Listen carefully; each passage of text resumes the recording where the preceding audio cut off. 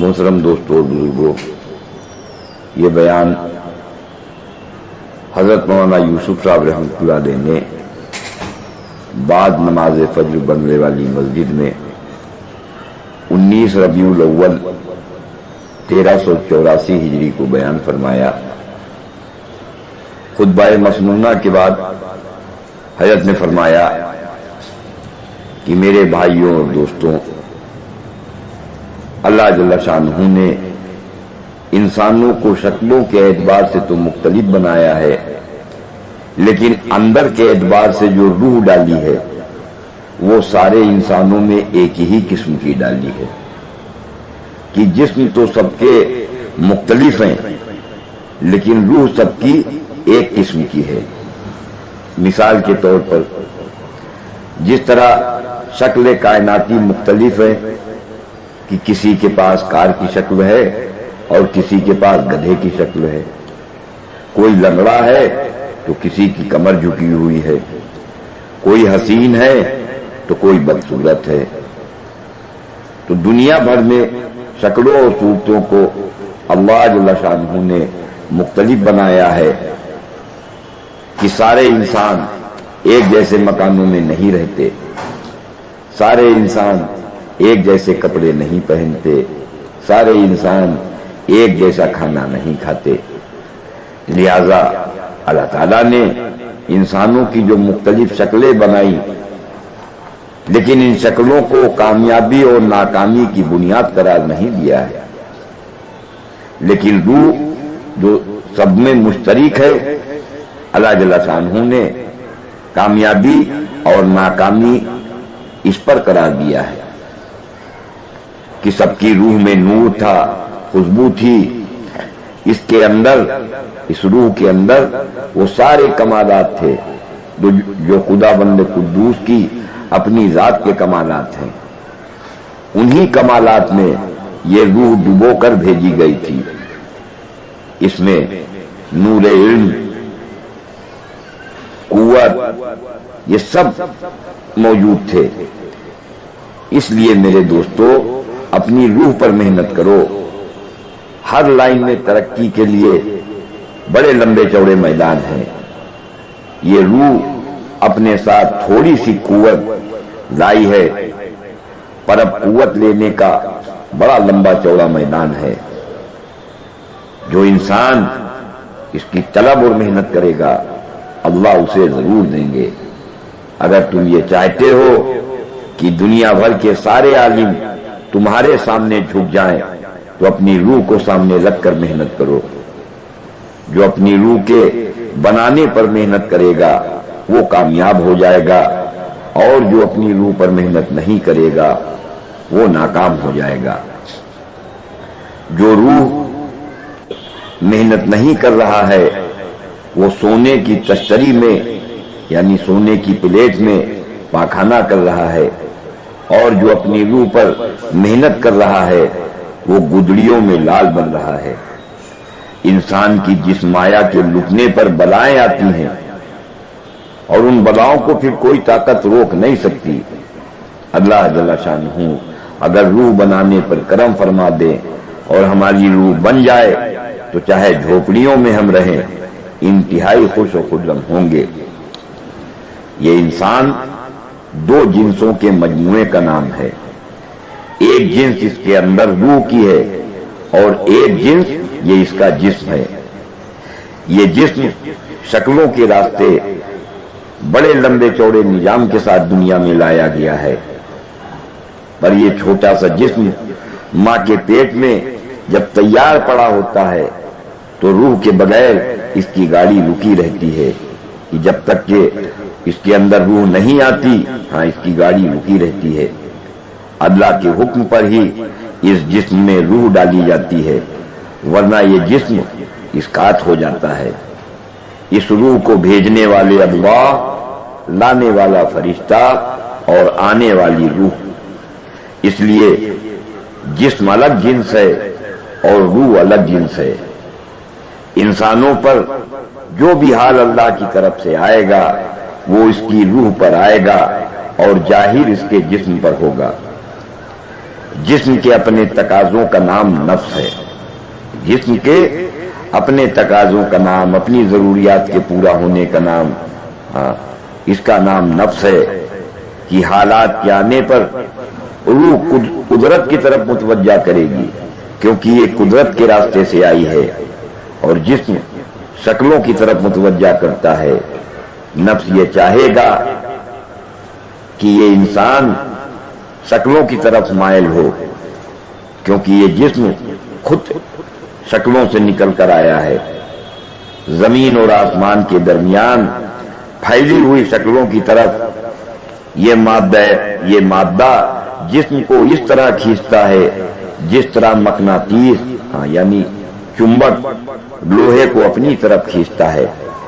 جسم بیچارہ کوئی چیز نہیں ہے اگر اس کے اندر روح نہ ہو۔ یہ جسم نہ کھانے کا، نہ پینے کا، نہ اٹھنے بیٹھنے کا، بس اللہ کے غیر کی طرف متوجہ کرنا ہی یہ جسم کا کام ہوتا ہے کہ آپ کو مال کی طرف، چیزوں کی طرف، سونے چاندی کی طرف، سواری اور محلوں کی طرف یہ متوجہ کرتا ہے، یہ مائل کرتا ہے۔ اسی مادے پر قدم بڑھانے سے جب انسان اس مادے پر، اس تقاضے پر جب اپنے جسم کو چلاتا ہے اور بڑھاتا ہے تو اس کی روح بگڑتی ہے۔ جتنا یہ اپنے جسم کے کھینچنے پر شکلوں سے امید کرے گا اتنا ہی اس کی روح بگڑتی چلی جائے گی۔ یہ جسم ہے ہی وہ مادہ جسے اللہ نے غیر سے غیر کی طرف کہنے سننے کے لیے ہی ابھارا ہے، اور اسی میں انسان کا امتحان ہے کہ یہ کبھی اللہ کی طرف نہیں کھینچے گا۔ لیکن فرشتوں میں یہ مادہ نہیں ہے، تو فرشتوں کے لیے جنت بھی نہیں ہے۔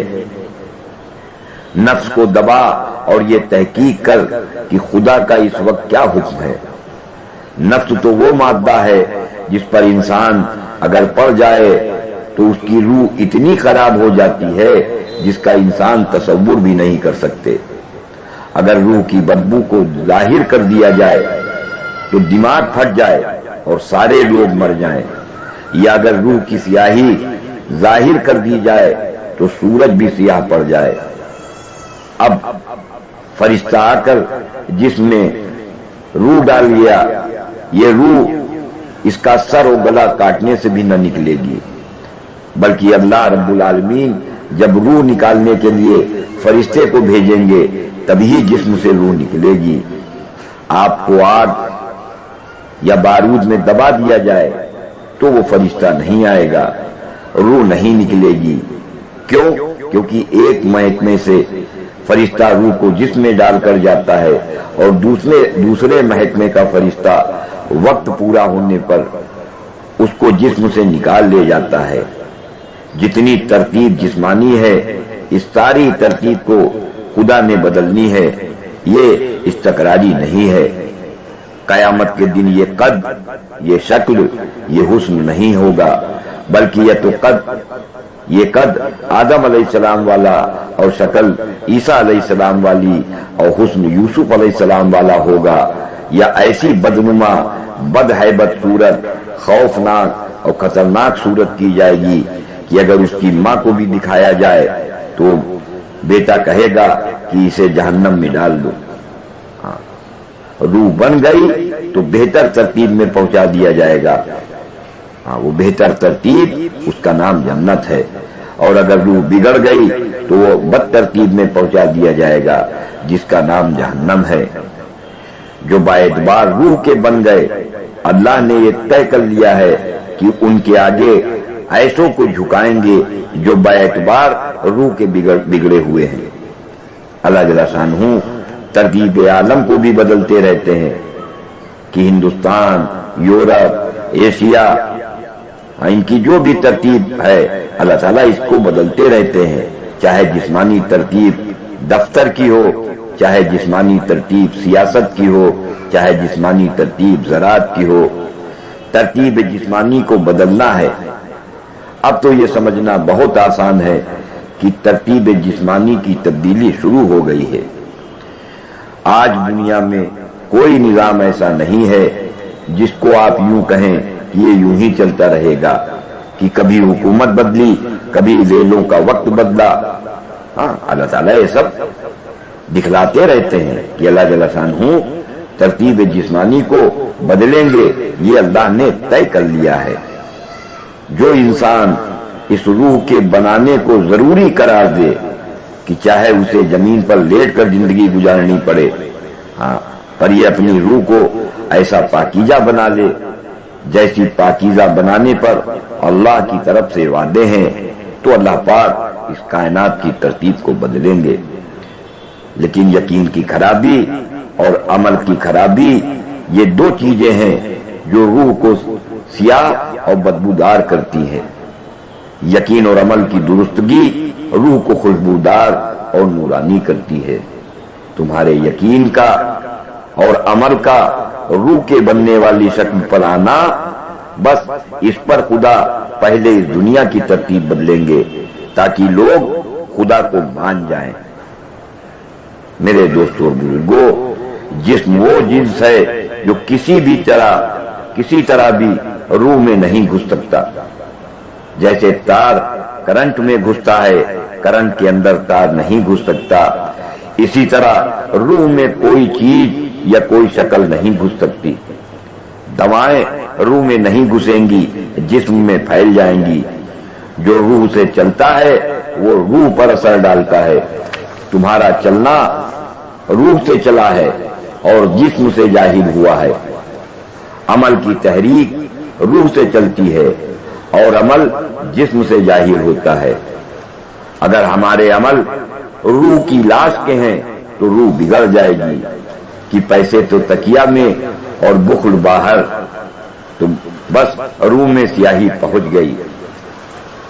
اگر قرآن کو سامنے رکھ کر تقسیم کر دیا تو روح میں نور آ جاتا ہے۔ اس روح کے بننے اور بگڑنے کے لیے اللہ نے کیا رکھا ہے؟ یہ روح کیسے بنے اور بگڑے گی؟ اس کے لیے اللہ جل شانہ نے قرآن عطا فرمایا ہے۔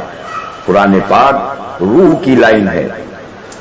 تردید کرنے کے واسطے قرآن پاک میں عمل بتلائے ہیں کہ قارون نے مال کو سامنے رکھ کر اپنے کو استعمال کیا تو کس طرح زمین میں دھس گیا۔ قرآن کے اندر ان کی خبریں کہ جو لوگ جسم کی ترتیب پر عملوں کو کرتے ہیں، ایسوں کی تخریب دکھائی جا رہی ہے، اور قرآن کے اندر ان کی بھی خبر ہے کہ جو لوگ روح کی ترتیب پر عملوں کو کرتے ہیں، ایسوں کی تعمیر دکھلائی جا رہی ہے۔ روح کی ترتیب قرآن نے پیش کی ہے۔ تجارت کا، زراعت کا وہ طریقہ جس سے روح بنے، اس میں جسم کو سامنے نہیں رکھا گیا ہے۔ روح انسانی کا خوشبودار بننا باعتبار آمد اول کے اگر یہ انگلی کے برابر کمالات لایا ہے تو مرنے کے وقت عرش الہی تک کمالات پہنچ رہے ہوں۔ جسم کے بننے بگڑنے کے واسطے انسان عمل خود دیکھتا ہے کہ یہ عمل کروں گا تو کھیتی ہو جائے گی، اور یہ عمل کروں گا تو تجارت ہو جائے گی، اور یہ عمل کروں گا تو حکومت ہو جائے گی، اور یہ عمل کروں گا تو وزارت ہو جائے گی۔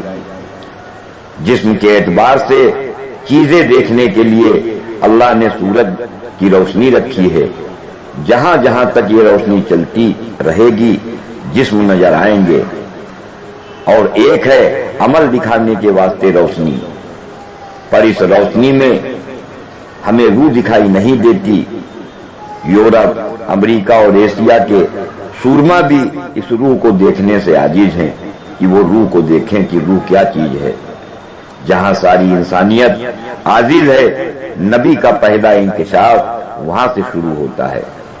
حضرت محمد صلی اللہ علیہ وسلم کو نبوت بعد میں ملی۔ پہلے جبریل نے اپنے آپ کو سامنے کر کے دکھلا دیا کہ میں اللہ کا فرشتہ ہوں۔ اب روح غائب اور روح کی لائن کے فرشتے غائب۔ ارے گدھوں، آج احمقوں، جھوٹوں، بدماشوں اور ظالموں کے کہنے پر ہم سب یہ تسلیم کر رہے ہیں کہ امریکہ اور روس ہے، حالانکہ میں وہاں نہیں گیا ہوں۔ تو میں حضرت محمد صلی اللہ علیہ وسلم کی خبروں کو کیوں نہ مانوں؟ جو محمد صلی اللہ علیہ وسلم بتلا رہے ہیں وہ ویسا ہی ہے۔ کتنے ظلم کیے ہوں گے، خون چوسے ہوں گے، جنا کیے ہوں گے، عصمتیں لوٹی ہوں گی۔ جب ایسے لوگوں کے کہنے کے باوجود ہم امریکہ اور روس کو ہم مان رہے ہیں اور اسے مانا جا سکتا ہے، تو حضرت محمد صلی اللہ علیہ وسلم کی خبروں کو کیوں نہیں مانا جا سکتا کہ یہ کائناتی نظام فرشتوں کے غیبی نظام سے خدا چلا رہے ہیں۔ گلے کے ہر دانے کے ساتھ ایک فرشتہ لگا ہوا ہے، پانی کے ہر قطرے کے ساتھ ایک فرشتہ لگا ہوا ہے۔ کسی چیز کے بارے میں انسان کو نہ معلوم ہو تو وہ بتلانے والے کی بات کو یا تو مان لیتا ہے اور یا پھر انکار کر دیتا ہے۔ جس طرح چیزیں سورج کی روشنی میں نظر آتی ہیں، اسی طرح عملوں سے روح کا بننا اور بگڑنا یہ اللہ کے نور سے نظر آئے گا۔ جس طرح کلام پاک مخلوق نہیں ہے، اس کلام سے نکلنے والا نور بھی مخلوق نہیں ہے۔ جو اس میں سے نکلے گا گدھے سے لے کر بادشاہ تک دکھلائی دیں گے۔ اسی طرح جب اللہ کا نور دل میں آتا ہے تو عملوں سے ہوتا ہوا دکھائی دیتا ہے۔ تم جتنی لائنوں میں ہو ان لائنوں سے ہم تمہیں ہٹاتے نہیں ہیں۔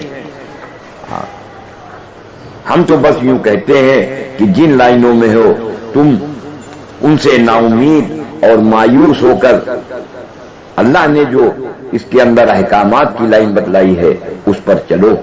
بس ہر لائن کے اعتبار سے قرآن میں عمل بتلائے گئے ہیں، قرآن نے ہر لائن کے عمل دے دیے۔